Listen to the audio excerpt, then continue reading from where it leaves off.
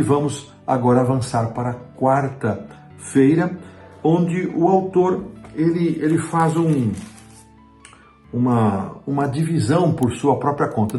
Nas Bíblias que nós utilizamos em português, tanto na Almeida atualizada como na Almeida revista e atualizada segunda edição, apenas um subtítulo, a parábola da candeia, mas ele faz uma divisão entre, ele chama aqui de lamparina na lição, os versos 21 a 23 para esta parábola que ele chama de lamparina, e então os versos 24 e 25, o que ele chama de a parábola da medida, embora este subtítulo não apareça nas versões bíblicas em português. Então vamos considerar de acordo com o que o autor está nos propondo, estudando primeiro a parábola da candeia ou da lamparina, que está nos versos 21 a 23, e depois a parábola da medida, nos versos 24 e 25, e aí ficará restando duas parábolas para serem estudadas. Então, o autor começa dizendo que, quer a casa fosse grande ou pequena,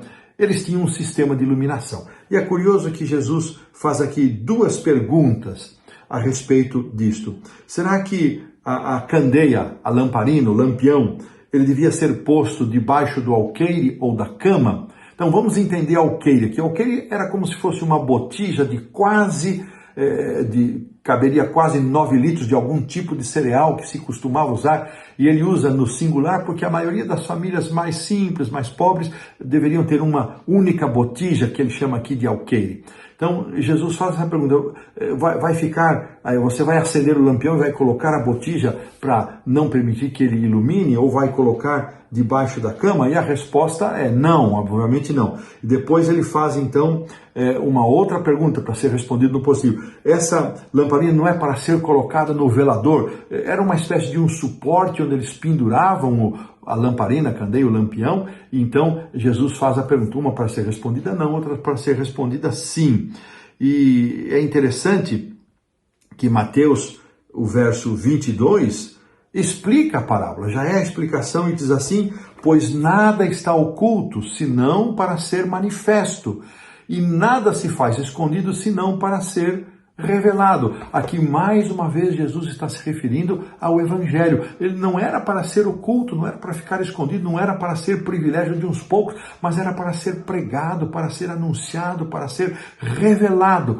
Esse era o propósito. Isso está em consonância com a explicação, porque Jesus falava em parábolas. E aqui cabe mais uma coisa muito interessante que vem aqui o verso 23, se alguém tem ouvidos para ouvir, ouça. Essa é uma frase constantemente repetida por Jesus. Várias vezes ele mencionou isso. E ele usava esta frase a título de uma exortação dada por Jesus como ênfase, para enfatizar uma verdade que ele estava querendo destacar. Preste atenção, seria mais ou menos, preste atenção, ouça bem, é assim que tem que ser. Irmãos, agora vamos buscar aqui uma aplicação para a nossa vida, não é?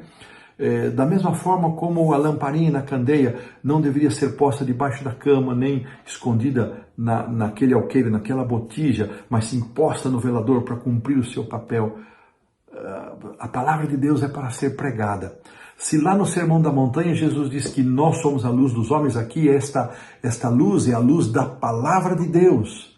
Estamos nós compartilhando esta mensagem, irmãos? Estamos nós pregando esta mensagem? Será que nossas igrejas estão fortemente comprometidas com a pregação da palavra, com o testemunho positivo, a começar dos seus vizinhos e nas comunidades onde estão inseridas? Somos considerados relevantes por nossos vizinhos, por nossa comunidade? Somos uma igreja atuante, somos uma igreja em que a palavra de Deus é exposta, é pregada não só no púlpito, mas nas ações de amor, nas ações de evangelização que se faz, nos esforços que se fazem em favor das pessoas, em suprir suas necessidades? Para a gente pensar, uma igreja fechada em si mesma, que ministra só para os seus membros no quadrilátero do templo, não está cumprindo esse papel. A outra parábola, como mencionamos, é um desdobramento dessa que em nossas Bíblias aparece apenas como a parábola da candeia, e ela é a parábola mencionada aqui pelo autor, recebe o título de a parábola da medida. Eu confesso que nunca havia percebido isto e para mim também isso aqui foi uma novidade. Mas ele começa dizendo que o reino de Deus é como se alguém lançasse a semente e o homem vai deitar, vai dormir. Perdão, eu fiz aqui uma pequena confusão. Eu já pulei para a parábola da semente. Rebobina a fita aí e volta para cá. Ele diz, então, atentai no que está, naquilo que vocês vão ouvir.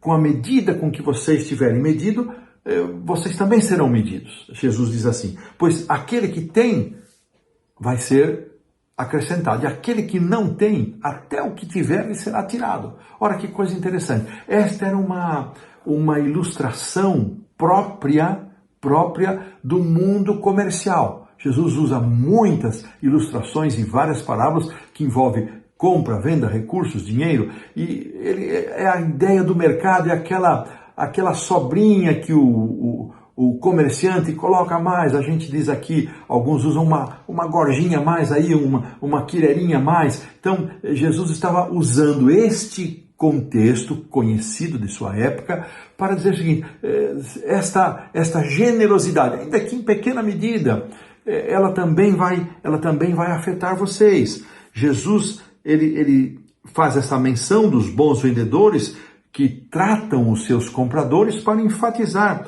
que a pessoa que estiver aberta a receber a luz da palavra de Deus, ela será agraciada com mais luz. Ao passo que aqueles que estão fechados para a luz da palavra de Deus, até a semente, até a pequena luz, aquela luz que foi dada, ela será retirada. E aqueles que estiverem abertos, o seu coração fará com que essa luz cresça. E isso está também em harmonia com a parábola do semeador. Aqui nós fechamos esta lição